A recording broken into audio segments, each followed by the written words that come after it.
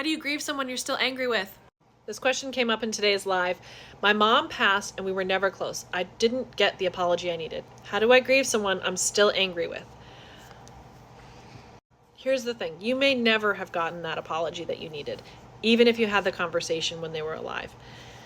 And that's okay. But now you can go through the process of having this healing without having to have them involved. One thing that could be really helpful for people in this kind of situation is the grief recovery method. So the grief recovery method has a pretty robust process, but one of the pieces, actually two of the pieces that I think are really, really helpful are two forms that you can download online and get them for helping you through this. The first one is the goodbye letter, and the goodbye letter goes through the whole process of the things that you wish you'd said, things that you want to say, things that what it feels like to say goodbye. And it's a great start. It's a great place. And you could come back and do it again and again as it comes up, because as you grieve, new things come up.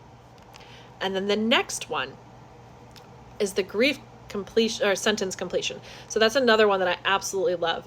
And it's saying it lets you say, like, right now I feel this. I feel saddest when, and then you fill in the blank. The thing I miss most about this person is, and then you can talk about the things that are different. And you can also go through that process of saying, okay, I can acknowledge my role in the relationship and how that was affected. And I can also tell myself the things that I'd wished you'd said. So that's one method that could be really helpful. There's also a therapy that's talked about in the Body Keeps the Score, which is called, it's the Peso-Boyden System Psychomotor Therapy. And it is a really remarkable and kind of incredibly earth-shattering thing to do. But what it will do is you go into this group setting, and then you have your basically a moderator, and they will set the scene, they'll set the stage, and then they will allow you, and you could do it even with objects instead of people, but it's a lot of the time it's done in a group setting.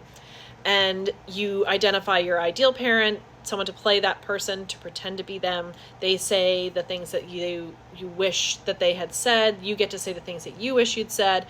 And they do the actual parent and what they did, and then you get to have the reaction of what you wish you could have said. And it can be really impactful and healing and be a resource in the process of dealing with this kind of grief, where you're still angry with them, but you want to move on and you want to get through that grief and get to a point where you can feel that love for them again. So I hope this was helpful. My name is Adelaide. I'm a coach and educator on all things mental health, and I am also a TFT and EFT practitioner. And if you have any questions, you can go to the link in my bio, or you can send me an email, or you can comment here if you'd like. Happy healing. Bye.